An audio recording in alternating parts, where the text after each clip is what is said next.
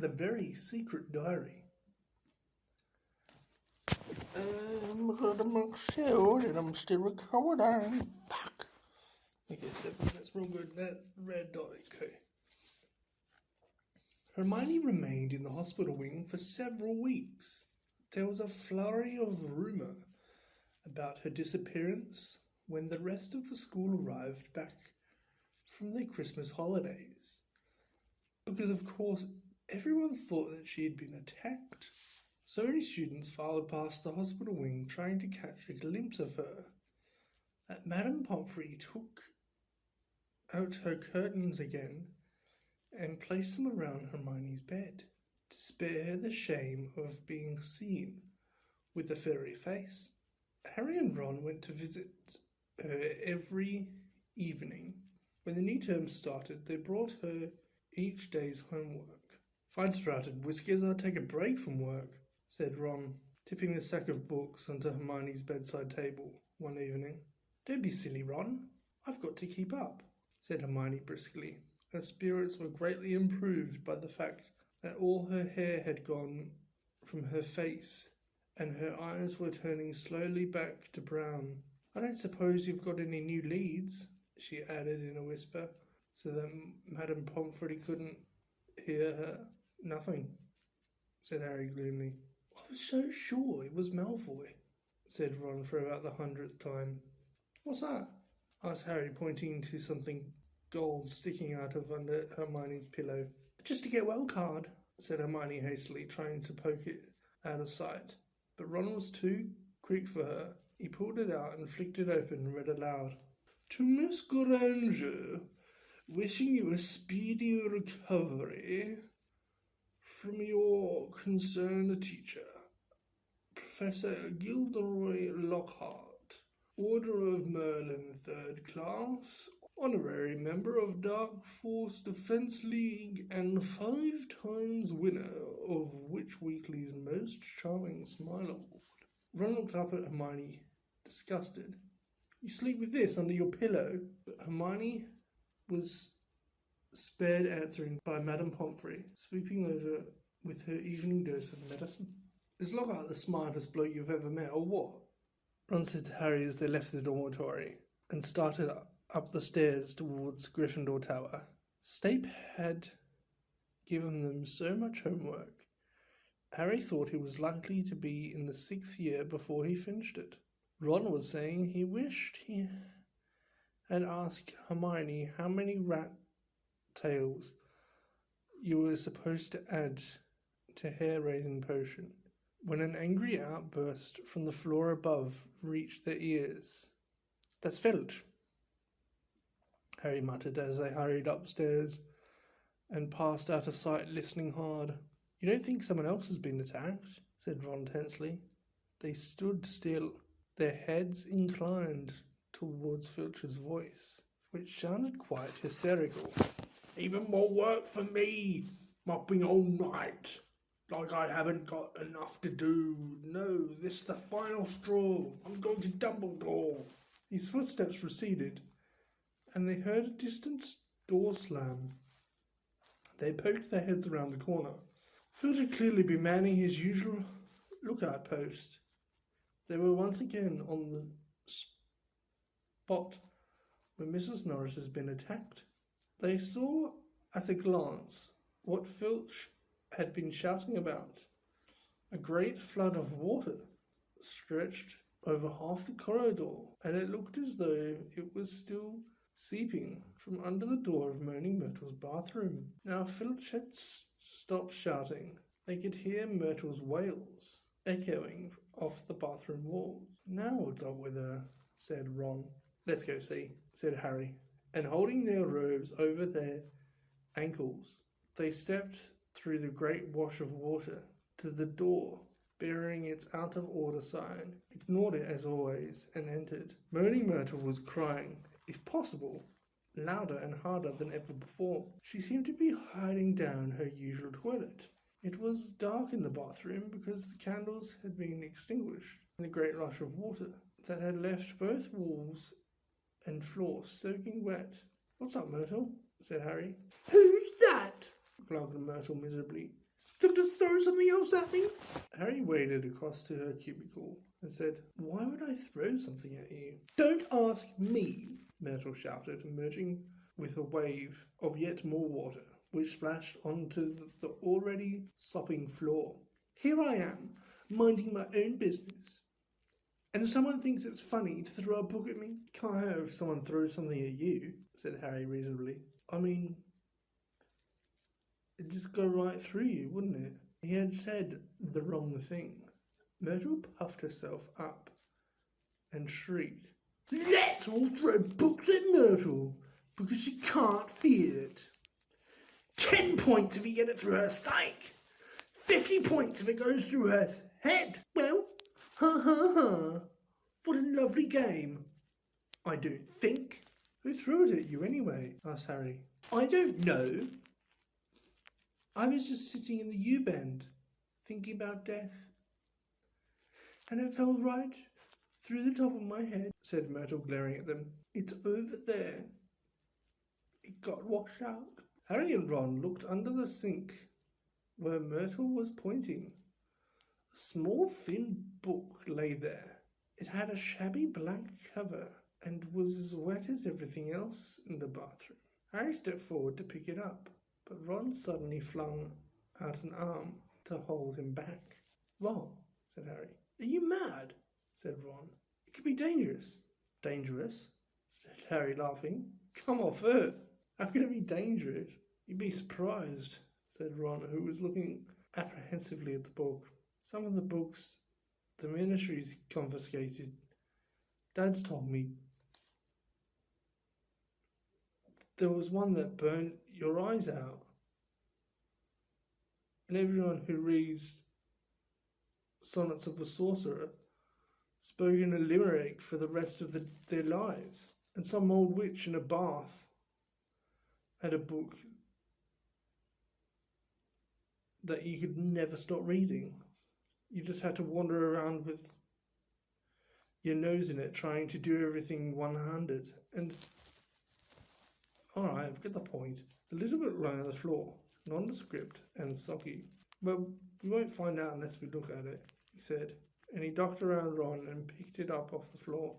Harry saw at once it was a diary, and the faded year on the cover told him it was 50 years old. He opened it eagerly. On the first page, you could just make out the name T.M. Riddle in smudged ink. "Hang on," said Ron, who had approached cautiously and was looking over Harry's shoulder. "I know that name. T.M. Riddle. Got an award for special services to the school 50 years ago." "How on earth did you know that?" said Harry in amazement.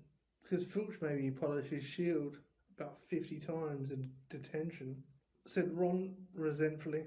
"That was the one I burped slugs all over.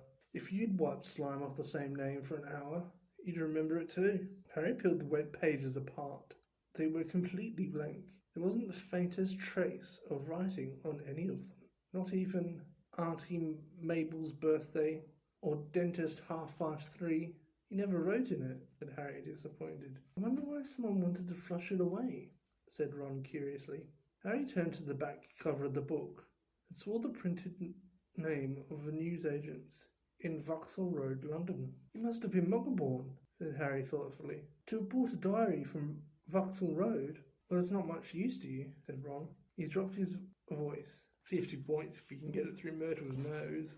Harry, however, pocketed it. Hermione left the hospital wing de-whiskered, tailless, and fur-free at the beginning of February. On her first evening back in Gryffindor Tower, Harry showed her T.M. Riddle's diary and told her the story of how they had found it.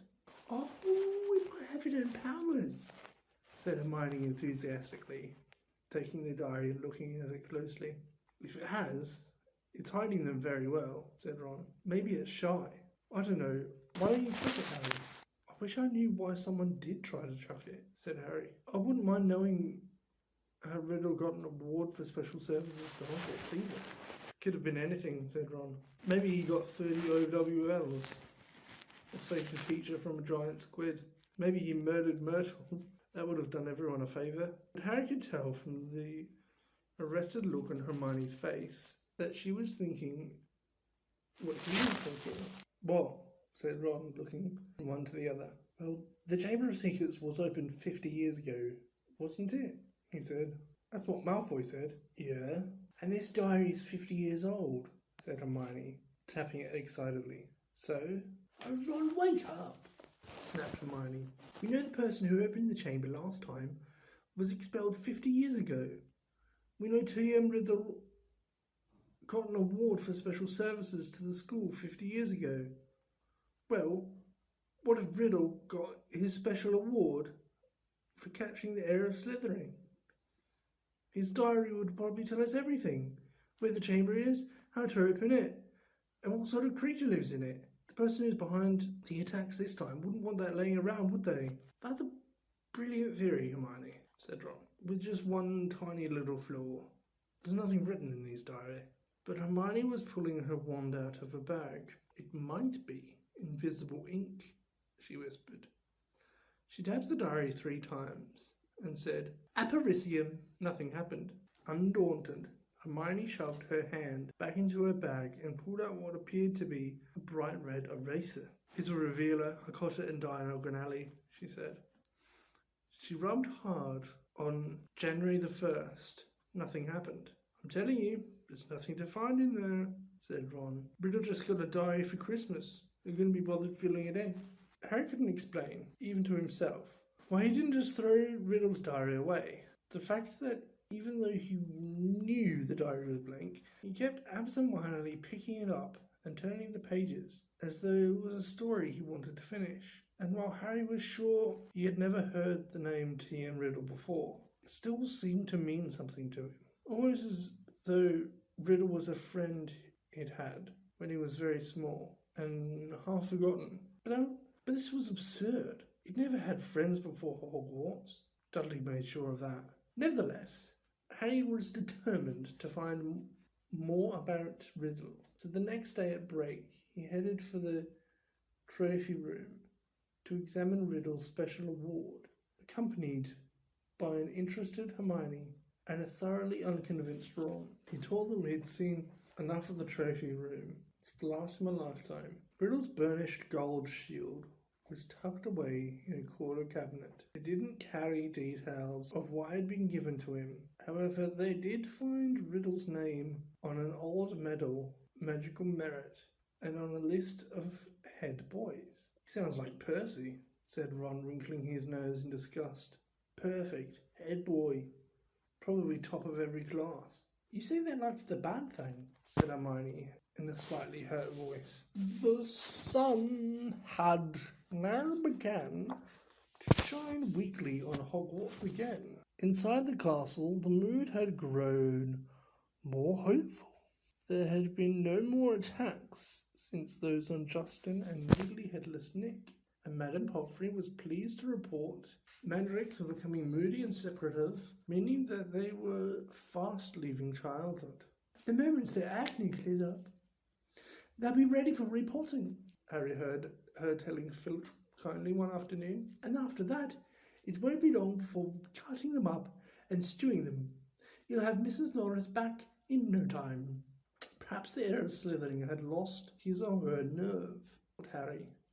Must be getting riskier and riskier to open the Chamber of Secrets, with the school so alert and suspicious. Perhaps the monster, whatever it was even now settling itself down to hibernate for another 50 years.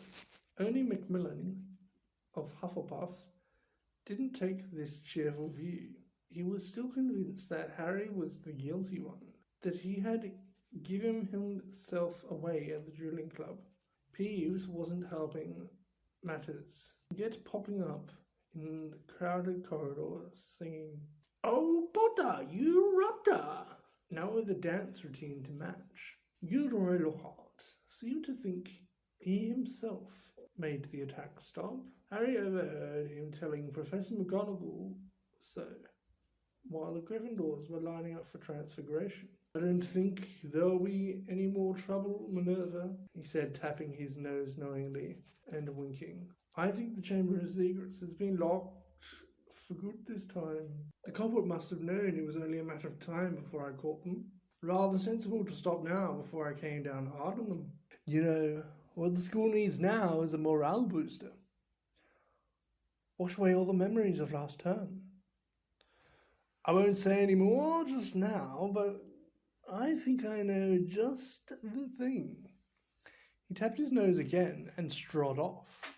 Lockhart's idea of a morale booster became clear at breakfast time on February the 14th. Harry hadn't had much sleep because of the late running Quidditch practice the night before, and he hurried down to the Great Hall slightly late. He thought for a moment that he walked through the wrong doors. The walls were covered with large, lurid pink flowers. Worse still, heart-shaped confetti was falling from the pale blue ceiling. Harry went over to the Gryffindor table where Ron was sitting looking sickened, and Hermione seemed to have come over rather giggly. What's going on? Harry asked them, sitting down and wiping confetti off his bacon. Ron pointed to the teacher's table, apparently too disgusted to speak. Lockhart, wearing lurid pink robes to match the decorations, was waving for silence. The teachers on either side of him were looking stony-faced. From where he sat, Harry could see a muscle going in Professor McGonagall's cheek. Snape looked as though someone had just fed him a large beaker of Skelligro. "Happy Valentine's Day!" Lockhart shouted. "And may I thank the 46 people who have so far sent me cards. Yes, I have taken the liberty of arranging this little surprise for you all, and it doesn't end here." Lockhart clapped his hands, and through the doors to the entrance hall marched a dozen surly-looking dwarves. Not just any dwarves, however. Lockhart had them all wearing golden wings and carrying harps. "My friendly card-carrying cupids," beamed Lockhart. "They'll be roving around the school today delivering your valentines. And the fun doesn't stop here. I'm sure my colleagues will want to enter into the spirit of the occasion. Why not ask Professor Snape to show you how to whip up a love potion? And while you're at it, Professor Flitwick knows more about entrancing enchantments than any wizard I've ever met. The sly old dog." Professor Flitwick buried his face in his hands. Snape was looking as though the first person to ask him for a love potion would be force-fed poison. "Please, Hermione, tell me you are one of the 46, said Ron, as they left the Great Hall for their first lesson. Hermione suddenly became very interested in searching her bag for her timetable and didn't answer. All day long, the dwarves kept barging into their classes to deliver valentines, to the annoyance of the teachers. And late that afternoon, as the Gryffindors were walking upstairs for charms, one of them caught up with Harry. "Oi, you! Harry Potter!" shouted one particularly grim-looking dwarf, elbowing people out of the way to get Harry. Hot all over at the thought of being given a valentine in front of a queue of first years, which happened to include Ginny Weasley. Harry tried to escape. The dwarf, however, cut his way through the crowd by kicking people's shins and reached him before he'd gone 2 paces. "I've got a musical message to deliver Harry Potter in person," he said, twanging his harp in a threatening sort of way. "Not here," Harry hissed, trying to escape. "Stay still," grunted the dwarf, grabbing hold of Harry's bag and pulling him back. "Let me go," Harry snarled, tugging. With a loud ripping noise, the bag split in two. His books, wand, parchment, and quill spilled onto the floor, and his ink bottle smashed over the lot. Harry scrambled around, trying to pick it all up before the dwarf started singing, causing something of a hold-up in the corridor. "What's going on here?" came the cold, drawling voice of Draco Malfoy. Harry started shuffling everything feverishly into his ripped bag, desperate to get away before Malfoy could hear his musical valentine. "What's all this commotion?" said another familiar voice as Percy Weasley arrived. Losing his head, Harry tried to make a run for it, but the dwarf seized him around the knee and brought him crashing to the floor. "Right," he said, sitting on Harry's ankles. "Here is your singing valentine. His eyes are as green as a fresh pickled toad. His hair is as dark as a blackboard.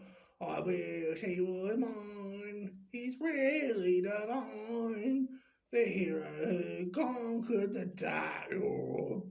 Harry would have given all the golden Gringotts to evaporate on the spot, trying valiantly to laugh along with everyone else. He got up, his feet numb from the weight of the dwarf, as Percy Weasley did his best to disperse the crowd, some of whom were crying with mirth. "Off you go, off you go! The bell rang 5 minutes ago. After class now," he said, shouting some of the younger students away. "And you, Malfoy." Harry, glancing over, saw Malfoy stood and snatch up something. Leering, he showed it to Crabbe and Goyle, and Harry realised that he'd gotten Riddle's diary. "Give that back," Harry said quietly. "Wonder what Potter's written in this," said Malfoy, who obviously hadn't noticed the year on the cover and thought he'd had Harry's own diary. A hush fell over the onlookers. Ginny was staring from the diary to Harry, looking terrified. "Hand it over, Malfoy," said Percy sternly. "Well, I'll have a look," said Malfoy, waving the diary tauntingly at Harry. Percy said, "As a school prefect." But Harry had lost his temper. He pulled out his wand and shouted, "Expelliarmus!" And just as Snape had disarmed Lockhart, so Malfoy found the diary shooting out of his hand into the air. Ron, grinning broadly, caught it. "Harry," said Percy loudly, "no magic in the corridors. I'll have to report this, you know." But Harry didn't care. He'd gotten one over on Malfoy, and that was worth 5 points from Gryffindor any day. Malfoy was looking furious, and as Ginny passed him to enter her classroom, he yelled spitefully after her, "I don't think Potter liked your Valentine very much." Ginny covered her face with her hands and ran into class snarlingly. Ron pulled out his wand too, but Harry pulled him away. Ron didn't need to spend the whole charms belching slugs. It wasn't until they had reached Professor Flitwick's class that Harry noticed something rather odd about Riddle's diary. All his other books were drenched in scarlet ink. The diary, however, was as clean as it had been before the ink bottle had smashed all over it. He tried to point this out to Ron, but Ron was having trouble with his wand again. Large purple bubbles were blossoming out of the end, and he wasn't much interested in anything else. Harry went to bed before anyone else in his dormitory that night. This was partly because he didn't think he could stand Fred and George singing. His eyes were as green as a fresh pickled toad. One more time. And partly because he wanted to examine Riddle's diary again, and he knew that Ron thought he was wasting his time. Harry sat on his four-poster and flicked through the blank pages, not one of which had a trace of scarlet ink on it. Then when he pulled a new bottle out of his bedside cabinet, dripped his quill onto it, and dropped a blot on the first page of the diary.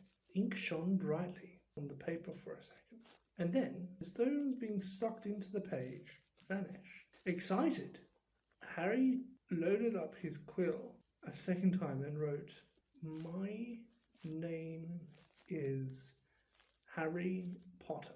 The words shone momentarily on the page, but they too sank without a trace. Then, at last, something happened. Oozing back out of the page, in his very own ink, came words Harry had never written. "Hello, Harry Potter. My name is Tom Riddle. How did you come by my diary?" These words, too, faded away, but not before Harry had started to scribble back. Someone tried to flush it down a toilet. He waited eagerly for Riddle's reply. Luckily, I recorded my memories. in some more lasting way than ink. But I always knew there would be those who would not want this diary read. What do you mean? Harry scrawled, blotting the page in his excitement. I mean that this diary holds memories of terrible things. Things which were covered up. Things which happened at Hogwarts School of Witchcraft and Wizardry. That's where I am now, Harry wrote quickly. I'm at Hogwarts, and horrible stuff's been happening. Do you know anything about the Chamber of Secrets? His heart was hammering. Riddle's reply came quickly, his writing becoming untidier, as though he was hurrying to tell all he knew. Of course I know about the Chamber of Secrets. In my day, they told us it was legend, that it did not exist, but this was a lie. In my 5th year, the chamber was opened, and the monster attacked several students, finally killing one. I called the person who opened the chamber, and he was expelled. But the headmaster, Professor Dibbet, ashamed that such a thing had happened at Hogwarts, forbade me to tell the truth. A story was given out that the girl had died in a freak accident. They gave me a nice, shiny, engraved trophy for my trouble, and warned me to keep my mouth shut. But I knew it could happen again. The monster lived on, and the one who had the power to release it was not imprisoned. Harry nearly upset his ink bottle in his hurry to write back. It's happening again now. There've been 3 attacks, and no one seems to know who's behind them. Who was it last time? I can show you, if you like, came Riddle's reply. You don't have to take my word for it. I can take you inside my memory of the night when I caught him. Harry hesitated, his quill suspended over the diary. What did Riddle mean? How could he be taken inside someone else's memory? He glanced nervously at the door to the dormitory, which was growing dark. When he looked back at the diary, he saw fresh new words forming. Let me show you. Harry paused for a fraction of a second and then wrote back 2 letters. O.K. The page of the diary began to blow as though caught in a high wind, stopping halfway through the month of June. Mouth hanging open, Harry saw that the little square for June the 13th seemed to have turned into a minuscule television screen. His hands trembling slightly, he raised the book to press his eye against the little window, and before he knew what was happening, he was tilting forwards. The window was widening, and he felt his body leave his bed as he was pitched head first through the opening page into a whirl of colour and shadow. He felt his feet hit solid ground and stood shaking as the blurred shapes around him came suddenly into focus. He knew immediately where he was. The circular room with the sleeping portraits was Dumbledore's office. But it wasn't Dumbledore who was sitting behind the desk. A wizened, frail-looking wizard, bald, except for a few wisps of white hair, was reading a letter by candlelight. Harry had never seen this man before. I'm sorry, he said shakingly. I didn't mean to butt in, but the wizard didn't look up. He continued to read, frowning slightly. Harry drew nearer to his desk and stammered, I'll just go, shall I? The wizard ignored him. He didn't seem to have heard him. Thinking that the wizard might be deaf, Harry raised his voice. Sorry I disturbed you. I'll go now, he half shouted. The wizard folded up the letter with a sigh and stood up, walked past Harry without glancing at him, and went to draw the curtains at his window. The sky outside the window was a ruby red. It seemed to be sunset. The wizard went back to the desk, sat down and twiddled his thumbs watching the door. Harry looked around the office. No Fawkes the Phoenix, no wearing silver contraptions. This was Hogwarts as Riddle had known it, meaning that this unknown wizard was headmaster, not Dumbledore, and he, Harry, was little more than a phantom, completely invisible to the people of 50 years ago. There was a knock on the office door. "Enter," said the old wizard in a feeble voice. A boy about 16 entered, taking off his pointed hat. A silver prefect's badge was glinting on his chest, and he was much taller than Harry. But he, too, had jet black hair. "Ah, Riddle," said the headmaster. "You wanted to see me?" "Professor Dippet?" said Riddle. He looked nervous. "Sit down," said Dippet. "I've been reading the letter you sent me." "Oh," said Riddle. He sat down, gripping his hands together very tightly. "My dear boy," said Dippet kindly, "I cannot possibly let you stay at school over the summer. Surely you want to go home for the holidays?" "No," said Riddle at once. "I'd much rather stay at Hogwarts than go back to that." "You live in a Muggle orphanage during the holidays, I believe," said Dippet curiously. "Yes," said Riddle, reddening slightly. "You are Muggle-born?" "Half-blood, sir," said Riddle. "Muggle father, witch mother." "And are both your parents—" "My mother died just after I was born, sir. They told me at the orphanage she lived just long enough to name me, sir. Tom after my father, Marvolo after my grandfather." Dibble clucked his tongue sympathetically. "The thing is, Tom," he sighed, "special arrangements might have been made for you.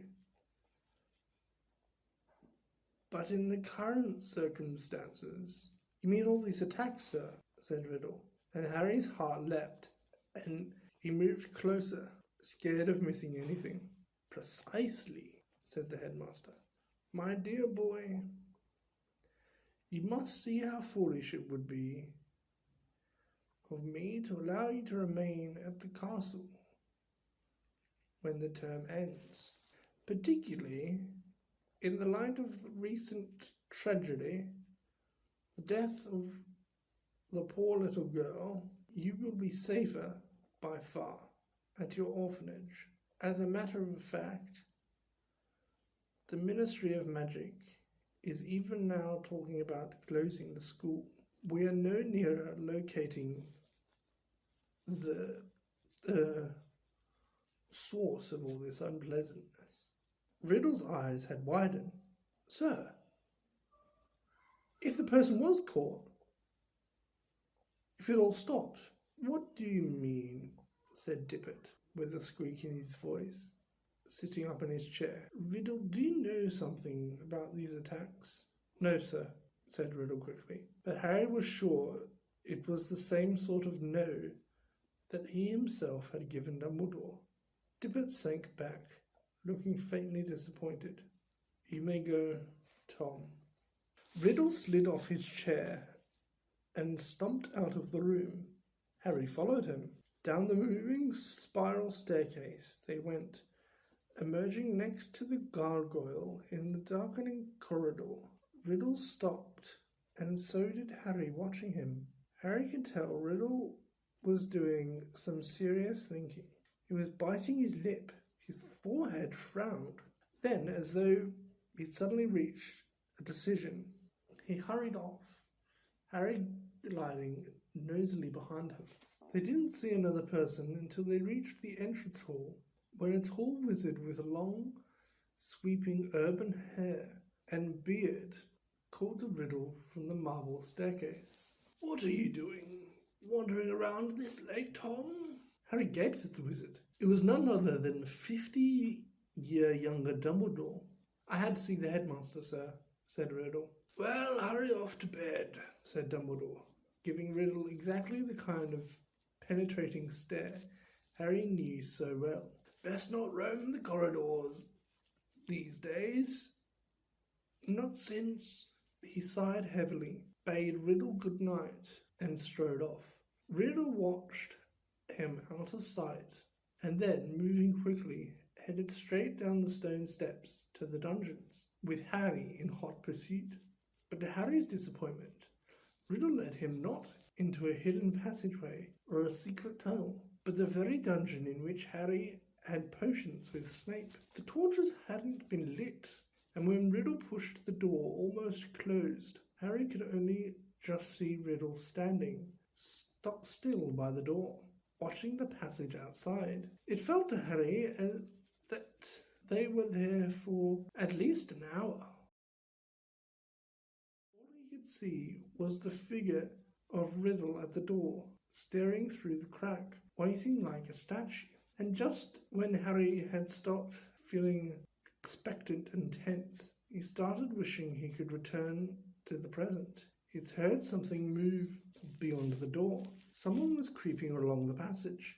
He heard whoever it was pass the dungeon where he and Riddle were hidden. Riddle, quiet as a shadow, edged through the door and followed, Harry tiptoeing behind him, forgetting he couldn't be heard. For perhaps 5 minutes, they followed the footsteps until Riddle stopped suddenly, his head inclined in the direction of new noises. Harry heard a door creak open, and then someone speak in a hoarse whisper. "Come on. Gotta get you out of here. Come on now, in the box." There was something familiar about that voice. Riddle suddenly jumped around the corner. Harry stepped out behind him. He could see the dark outline of a huge boy who was crouching in front of an open door, a very large box next to it. "Evening, Rubeus," said Riddle sharply. The boy slammed the door shut and stood up. "What are you doing down here, chum?" Riddle stepped closer. "It's all over," he said. "I'm going to have to turn you in, Rubeus. They're talking about closing Hogwarts if the attacks don't stop." "What are you—" "I don't think you meant it to kill anyone. But monsters don't make good pets.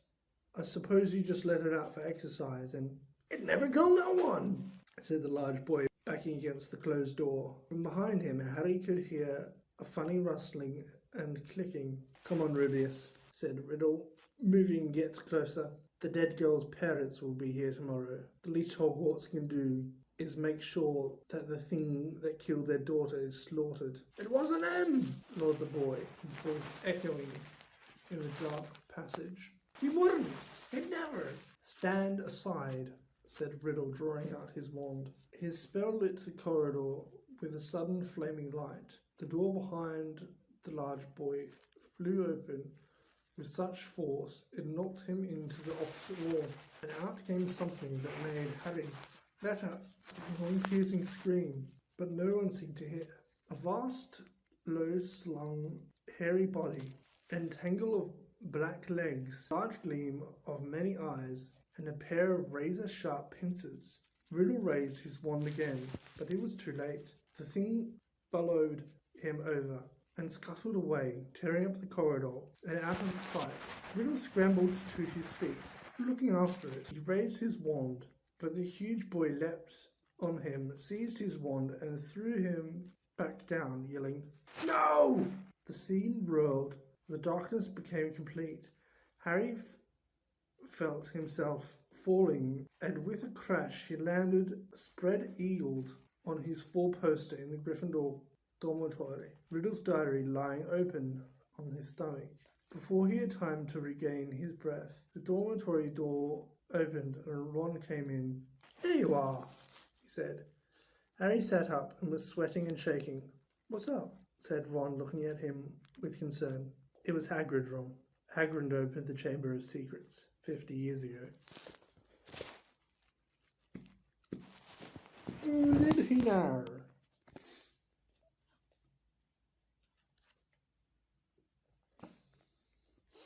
And the Chamber of Secrets is what? A box? Yeah, it could be.